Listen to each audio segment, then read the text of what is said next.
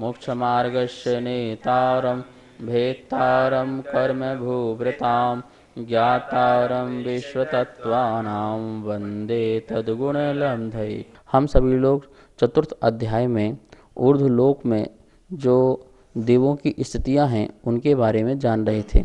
जैसा कि अपन ने जाना था कि 4 प्रकार के देव होते हैं, निकाय होते हैं, भवनवासी, बेंतर, ज्योतिष और वैमानिक।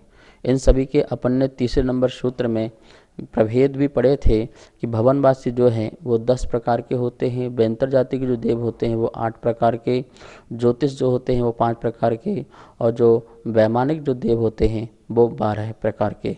इस प्रकार से यहाँ पर अपन ने इनके भेद पढ़े थे। अब स्लाइड के माध्यम से एक बार इनका पूरा एक बार देख लेते हैं। यहाँ पे स्लाइड में आप देख रहे होंगे, यहाँ लिखा हुआ है भवनवासी, बेंतर, ज्योतिष और वैमानिक। भवनवासी के नीचे लिखा हुआ है 10 प्रकार के जो असुर कुमार आदि देव होते हैं और उनमें 10 इंद्र भी होते हैं, ठीक है ना। पहले तो लिखे हैं 10 प्रकार के असुर कुमार आदि देव भवनवासी, और उन सब में 10-10 प्रकार के इंद्र आदि की व्यवस्था भी होती है।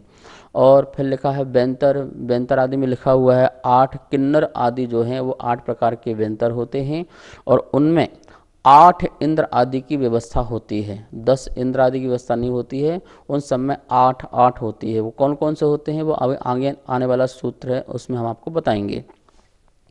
जोशी जो देव होते हैं वो सूर्य, चंद्र आदि 5 प्रकार के होते हैं, और उनमें भी 8-8 इंद्र आदि की व्यवस्था होती है।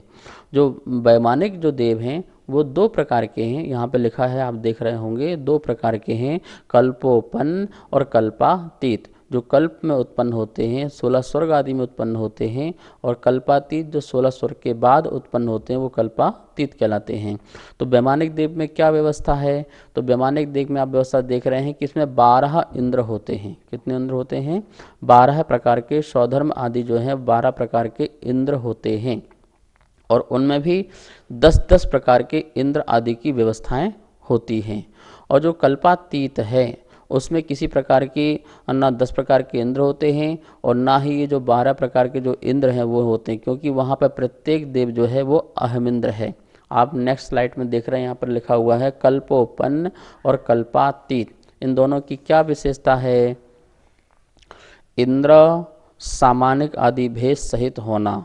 एक तो 12 प्रकार के जो इंद्र हैं उन सहित होना, और जो सामानिक आदि जो देव हैं उन इंद्रों से सहित होना, ये कल्पोपन्न की व्यवस्था है। कल्पातीत की क्या व्यवस्था है? इंद्रादि भेद नहीं होना। वहाँ इंद्र आदि का कोई भेद नहीं है, ना इंद्र का, ना प्रति इंद्र का, और ना ही इंद्र के अंदर रहने वाले और भी 10 प्रकार के जो इंद्र आदि हैं, सामानिक आदि देव हैं, उनका किसी प्रकार का भेद नहीं होना। वहाँ पर हर व्यवस्था सभी के लिए समान रूप से है। वहाँ सब अहम इंद्रम सभी अहम इंद्र हैं। वहाँ कोई छोटा बड़ा का व्यवहार नहीं है। तो इस प्रकार से ये कल्पातीत की व्यवस्था है। अब 4 प्रकार के जो देव हैं उनमें 10-10 प्रकार की जो इंद्र आदि की जो व्यवस्थाएं हैं उनके लिए आचार्य भगवान सूत्र नंबर 4 का अवतरण करते हैं। हम सब लोग पहले सूत्र का शुद्ध उच्चारण करते हैं और फिर इसका अर्थ समझते हैं। इंद्र सामानिक त्रायस्त्रिंश पारिषदात्मरक्ष लोकपालानीक प्रकीर्ण काभियोग्य किल विशिकाश चैकशः। इंद्र सामानिक त्रायस्त्रिंश पारिषदात्मरक्ष लोकपालानीक प्रकीर्ण काभियोग्य किल विशिकाश चैकशः। इस प्रकार से यहाँ पर सूत्र का उच्चारण हुआ। अब सूत्र का उच्चारण एवं अर्थ बोर्ड के माध्यम से समझते हैं। चतुर्थ अध्याय का सूत्र नंबर 4। इंद्र सामानिक त्रायस्त्रिंश पारिषदात्मरक्ष लोकपालानीक प्रकीर्ण कीर्ण काभियोग किल विषि कास चैकशः। ठीक है ना, कहाँ कहाँ पे तोड़ के पढ़ना है जिससे शुद्ध उच्चारण हो। इंद्र पूरा बोलना, सामानिक पूरा बोलना, त्रायस्त्रिंश ये पूरा एक शब्द बोलना, पारिषदात्म मातक बोलेंगे, पारिषदात्म फिर रक्ष बोलना, लोक बोलना, पालानीक लोक पालानीक। ठीक है ना, और शुद्ध उच्चारण करना है तो का को थोड़ा सा जोड़ देंगे पा के साथ, तो लोक पालानीकप ऐसे पढ़ सकते हैं, नीकप। प्रकीर्ण नातक बोलिए, प्राकीर्ण फिर बोलो काभियोग, प्रकीर्ण काभियोग किल विषि काश। देखिए पढ़िए शुद्ध उच्चारण, किल विषि काश ऐसे पढ़ेंगे तो शुद्ध उच्चारण हो जाएगा। फिर लिखा है चैकशः। इस प्रकार से इस सूत्र का उच्चारण है। अब देखिए यहाँ पर क्या बोल रहे हैं, इंद्र 1, सामानिक 2, त्रायस्त्रिंश 3, पारिषद क्या निकलेगा, पारिषद ये 4, और इससे संधि निकलेगी तो आत्मरक्ष, पारिषद और प्लस आत्मरक्ष, इस प्रकार से संधि हो जाएगी। ठीक है ना, तो आत्मरक्ष निकल जाएगा, तो ये हो जाएगा 6। लोकपाल, लोकपाल और प्लस संधि होगी अनीक, क्या निकलेगा, लोकपाल प्लस अनीक, तो यहाँ भी संधि हो गई है, तो अलग अलग कर लेंगे, लोकपाल अलग अलग हो जाएगा और अनीक अलग हो जाएगा, 7 और 8।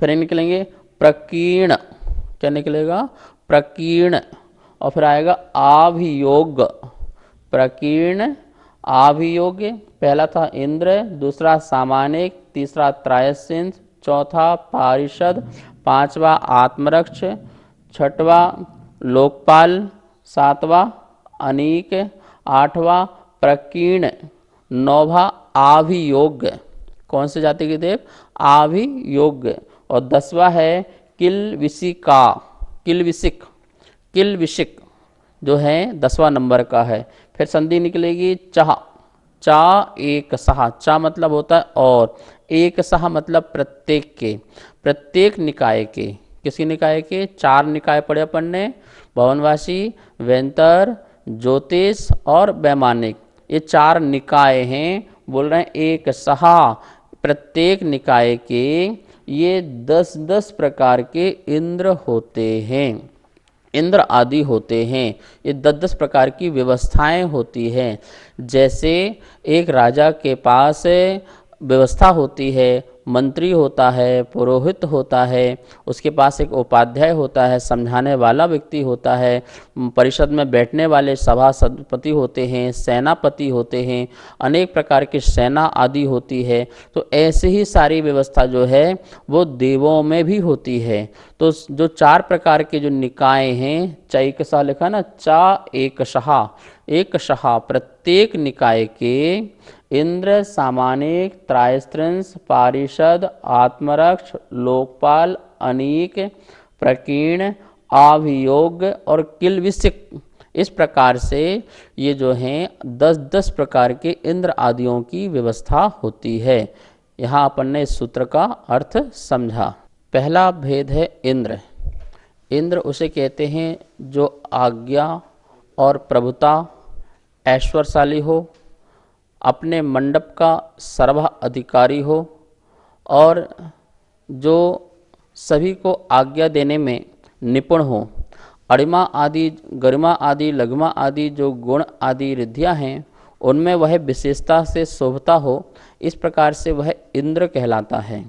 तो प्रत्येक निकाय में एक इंद्र जरूर होता है, उस इंद्र की ही अपनी आज्ञा चलती है। वह ऐश्वर्य से भी संपन्न होता है, परम सौभाग्यशाली होता है और वैभव संपन्न होता है। अणिमा आदि की विशेष उसके अंदर रिद्धियाँ होती हैं और अपने मंडप का सर्वाधिकारी होता है, वह इंद्र कहलाता है। इस प्रकार से भवनवासी में भी इंद्र होते हैं, वेंतर में भी होते हैं, ज्योतिष में भी है और सौधर्म आदि स्वर्गों में भी इंद्र हैं। ये इंद्र होते हैं, ठीक है ना। दूसरा जो भेद है वो सामानिक है। ठीक है, क्या है? सामानिक। इसका नाम ही है सामानिक। जो सामान्य इंद्र की तरह सामान्य तो हो, उसके पास भी वैभव हो, उसके पास भी अणिमा आदि रिद्धियाँ हों, लेकिन आज्ञा में जो इंद्र की जैसे आज्ञा चलती है वैसी आज्ञा उसमें उसके अंदर ना हो, उसे कहते हैं सामानिक। मतलब जैसे युवराज की तरह, युवराज की तरह वैभव तो सब कुछ है, लेकिन युवराज की आज्ञा नहीं चल सकती है, आज्ञा तो राजा की ही चलती है। इसी प्रकार सामानिक जो देव होते हैं वो इंद्र की तरह ही सभी प्रकार का अधिकार तो रखते हैं, लेकिन आज्ञा प्रधान नहीं होते हैं। आज्ञा इंद्र की चलती है, सामानिक देव की नहीं चलती है। तो इस प्रकार से जो दूसरा भेद है वह सामानिक का हुआ। सामानिक की और भी विशेषता हैं, जैसे आयु है, शक्ति है, भोगो भोग है, वो सभी की सभी इंद्र के समान होते हैं, लेकिन आज्ञा प्रधानी नहीं होते हैं। दूसरी बात ये ध्यान रखना, सामानिक जो देव होते हैं वो माता पिता के तुल्य के समान होते हैं। उन्हें अपन गुरु भी कह सकते हैं, उन्हें अपन उपाध्याय भी कह सकते हैं, या माता पिता के तुल्य वाले भी कह सकते हैं। ऐसा सामानिक जाति देवों को कहते हैं, जो इंद्र के लिए माता पिता जैसे समान उनको सलाह देते हों, या फिर गुरु उपाध्याय के समान जो सलाह देते हों, ऐसे सामानिक आदि के देव कहलाते हैं। इस प्रकार से यह है दूसरा प्रकार का देव का भेद हुआ। तीसरा है त्रायस्त्रिंश।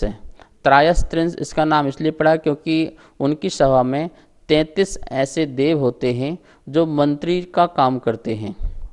मंत्री या पुरोहित जिसे अपन कहते हैं, जो विशेष शिक्षा देते हैं, विशेष सलाह देते हैं, तो वो त्रायस्त्रिंश कितने होते हैं? 33 होने के कारण इनको त्रायस्त्रिंश देव कहते हैं। चौथे नंबर के देव होते हैं वो पारिषद देव होते हैं। ये पारिषद देव जो होते हैं वो मित्र तुल्य होते हैं, मित्र के समान होते हैं, जो हास विनोद आदि स्वधर्म इंद्र के साथ करते रहते हैं। जो भी इंद्र होते हैं उनके साथ जो हास्य आदि करें, विनोद करें, और जो उनके हृदय की बात को सुने, तो मित्र तुल्य जो होते हैं वो पारिषद नाम के देव होते हैं। पांचवें नंबर के देव जो हैं वो आत्मरक्ष देव होते हैं। आत्मरक्ष मतलब जिस प्रकार से अंग रक्षक जिसको कहते हैं, जिसको अपन ने जो बॉडीगार्ड कहते हैं, जो हमारी रक्षा करें, हमारे जीवन की रक्षा करें, इस प्रकार से जो इंद्र है, इंद्र के पास दोनों तरफ जो खड़े रहते हैं वो अंग रक्षक होते हैं, उन्हें यहाँ पर आत्मरक्ष देव कहते हैं। प्रत्येक इंद्र के साथ इस प्रकार की व्यवस्था होती है। इंद्र को किसी प्रकार का भय नहीं होता है, फिर ये आत्मरक्ष देवों की क्या आवश्यकता है? इंद्रों को किसी प्रकार का भय नहीं होता है, ये निश्चित है, लेकिन रिद्धि विशेष का द्योतन होने के कारण या दूसरों में प्रभाव डालने के लिए इस प्रकार की व्यवस्थाएं होती हैं। उनका ये वैभव है, ये उनका रिद्धि विशेष का द्योतन का प्रतीक है, और दूसरे देव आदि जो हैं उनमें भी इनका प्रभाव प्रभुता आदि दिखाई दे, इसलिए यह आत्मरक्षक आदि की व्यवस्था देवों में होती है। वे अंगरक्षक अपने कवच के साथ होते हैं, रौद्र परिणामी होते हैं, वीर वेश के धारक होते हैं, और सदा ही इंद्र के पीठ के पीछे खड़े होते हैं, वो अंगरक्षक देव कहलाते हैं। लोकपाल, लोकपाल जो देव है वह रक्षक के समान, अपने लोक की रक्षा के समान वाला वह देव होता है, वह लोकपाल होता है।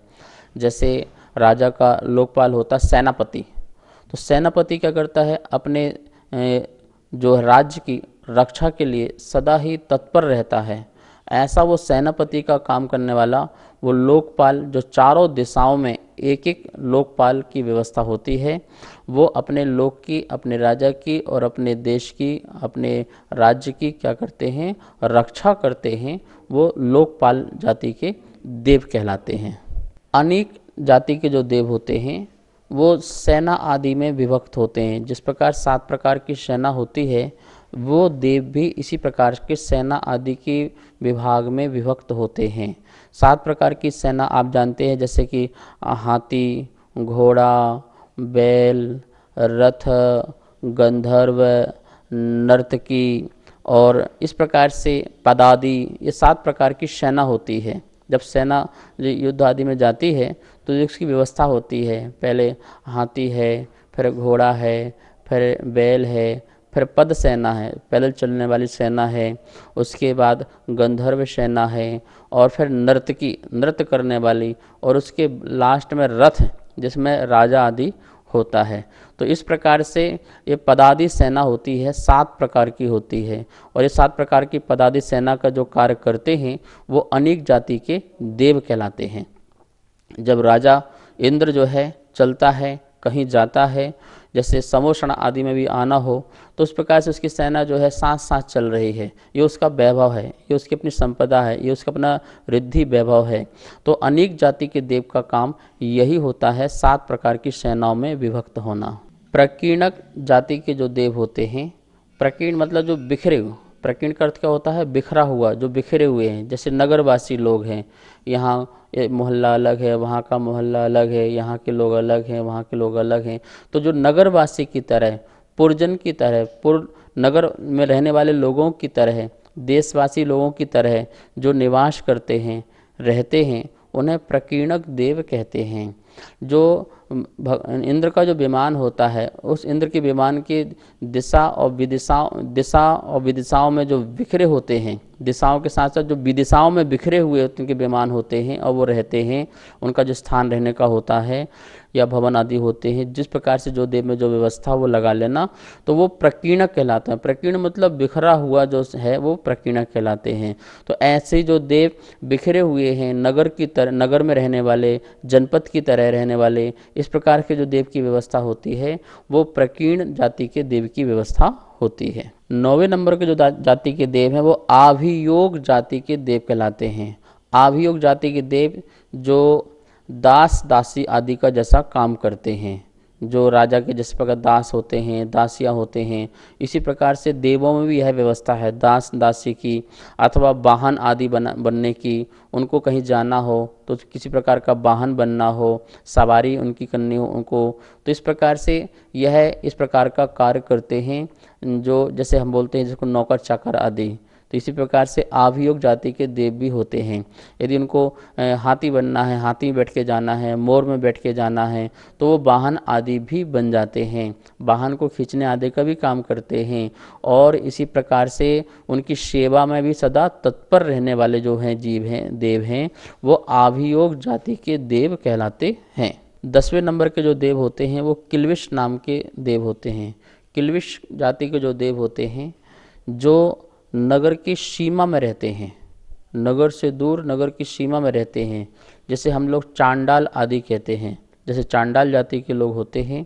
इसी प्रकार से देवों में भी एक निकृष्ट जाति के देव होते हैं जिन्हें किल्विष, जिन्हें हम बोल सकते हैं जिनकी पाप की बहुत बहुलता है। देव पर्याय में तो प्राप्त हो गए, पर देव में भी जैसा देवपना होना चाहिए, दिव्यता होना चाहिए, वो दिव्यता उनके अंदर ना हो। निकृष्ट जो देव हैं, जो नीचे जाति के देव हैं, खोटे देव हैं, जिसे हम देव दुर्गति भी कह सकते हैं कि देव पर्याय प्राप्त होने के बाद भी देव दुर्गति हो गई।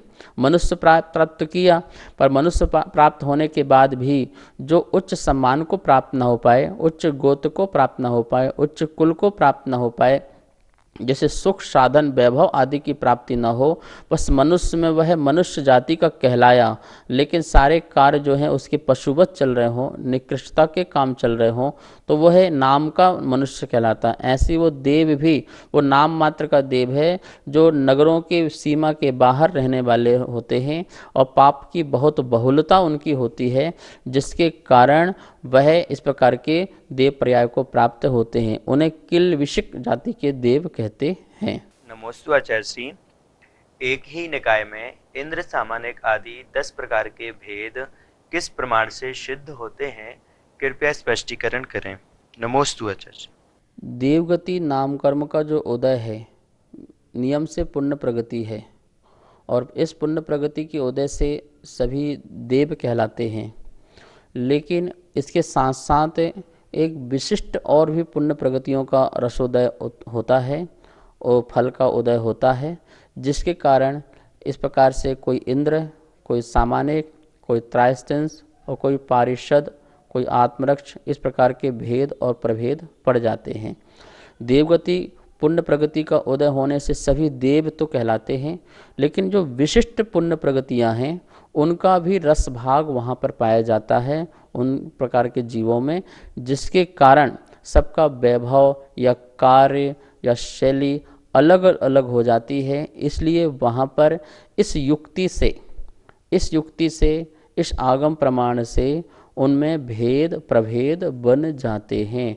इनमें भी और भी असंख्यात प्रकार के भेद प्रभेद पाए जाते हैं, एक एक में भी असंख्यात प्रकार के भेद प्रभेद पाए जाते हैं। इससे भी हम आगे ध्यान रखें। प्रत्येक निकाय में जो 10-10 इंद्र आदि के भेद हैं उसे एक एक अक्षर में सामान्य रूप से यहाँ पर समझ लेते हैं। आपके पास ये स्लाइड में दिखाई दे रहा होगा और इसमें लिखा हुआ है 10 सामान्य भेद, ठीक है ना। पहला लिखा हुआ है इंद्र। इंद्र मतलब समझो राजा। इंद्र किसे कहते हैं, समझिए राजा।